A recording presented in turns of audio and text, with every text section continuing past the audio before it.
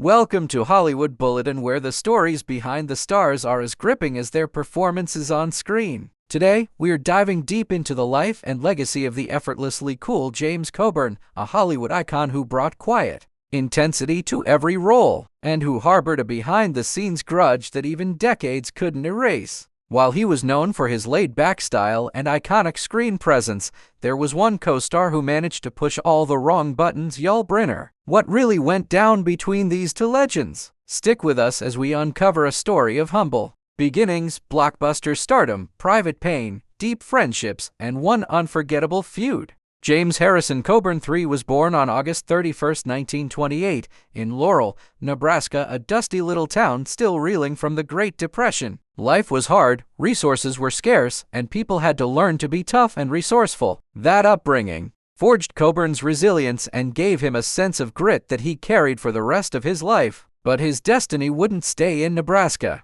His family eventually relocated to Compton, California, opening a new chapter that introduced him to city life, diversity, and proximity to the booming entertainment industry of Los Angeles. It was in Compton where Coburn's love of performance took root. He started studying people, their emotions, how they moved and spoke, the building blocks of a great actor. He didn't just want to watch stories, he wanted to live them. Before he could follow his dreams, Coburn answered the call of duty and joined the Army during the Korean War. While he wasn't deployed to combat zones, his role as a truck driver and disc jockey for the Armed Forces Radio allowed him to sharpen key skills: discipline, confidence, and clear communication. These skills later became vital as he entered Hollywood, an industry where clarity and presence could make or break a career. After the military, he returned determined to pursue acting. He enrolled at Los Angeles City College and later studied under the legendary Stella Adler. Under her guidance, Coburn honed his craft, not just learning how to deliver lines,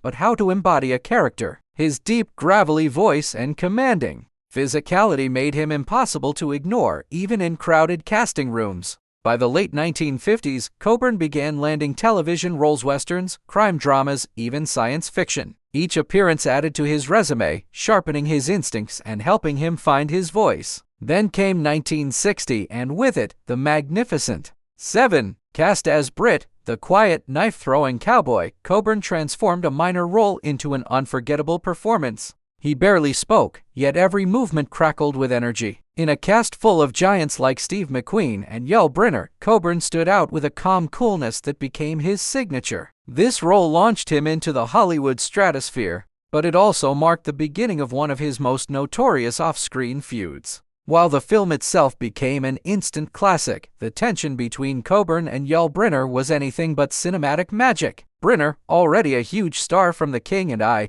came to the set with a massive ego and a demand for control. He wanted top billing, the perfect camera angle, and no competition from his co-stars. Coburn, a team player with little tolerance for on-set theatrics, found Brynner's behavior infuriating. During group scenes, Steve McQueen would often do subtle things to steal focus, fiddling with props, adjusting his hat, and Brynner hated it. One day, Brynner stormed off set mid-scene, furious at the perceived scene stealing. Coburn's response? A sarcastic mutter, "Biggest damn baby in the West." That single line summed up his thoughts on Brynner, and the grudge never fully disappeared. Still, Coburn didn't let it derail his momentum. He starred in hits like The Great Escape and Our Man Flint, becoming a household name known for his charisma and steely charm. But behind the scenes, his personal life was grounded. He married Beverly Kelly in 1959, and together they raised two children. Despite the demands of his career, Coburn remained committed to his family and avoided the excesses of Hollywood.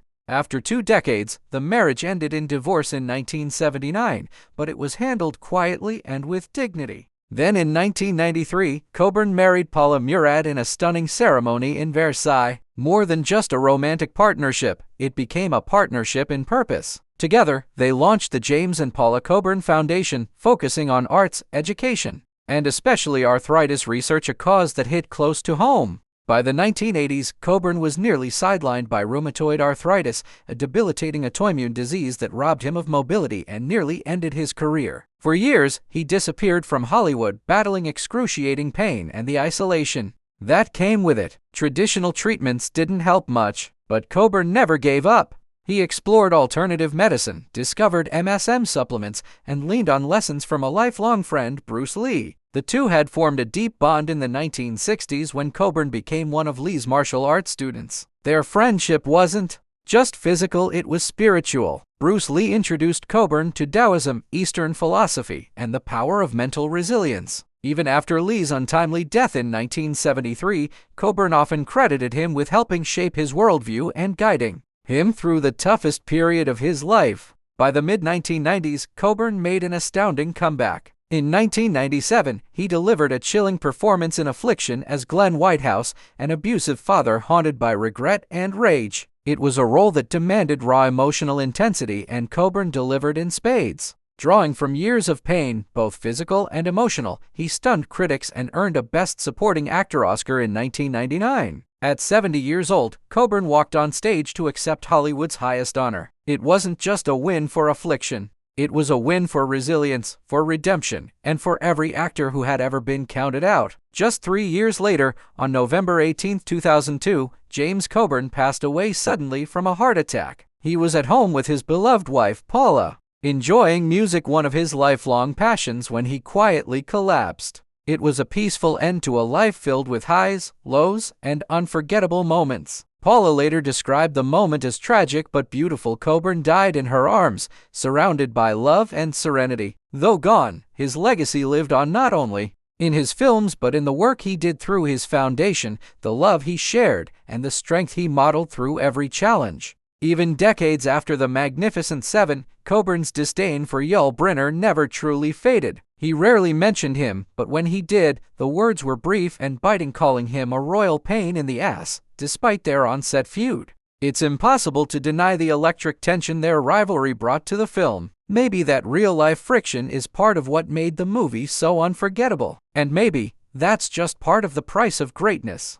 If you enjoyed this deep dive into the life of James Coburn and the legendary feud that defined one of Hollywood's most iconic westerns, be sure to like this video, subscribe to Hollywood Bulletin, and click the bell icon so you never miss more behind-the-scenes stories of Hollywood's biggest legends.